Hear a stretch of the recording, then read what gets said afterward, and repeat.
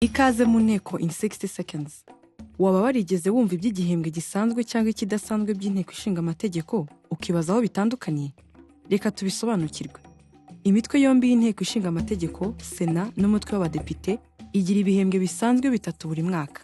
Buri gihembwe kimara amezi 2.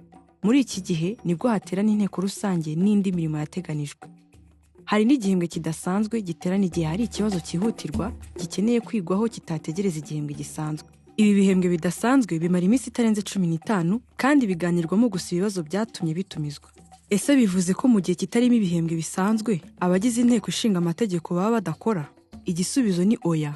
Abadepite n'abasenateri haba mu gihe cy'igihembwe gisanzwe cyangwa ikindi gihe bakomeza gukora inshingano zabo cyane cyane muri komisiyo zihoraho, haba mu gusuzuma imishinga y'amategeko cyangwa kugenzura ibikorwa bya guverinoma. Mu gihe hatari igihembwe gisanzwe, ni umwanya mwiza ku bagize inteko ishinga amategeko bakoresha mu gusura abaturage hirya no hino mu turere. Inteko ishinga amategeko izatangira igihembwe cya mbere gisanzwe ku wa mbere tariki ya 6 Ukwakira 2025. Ntuzacikwe n'inteko in 60 seconds y'ubutaha.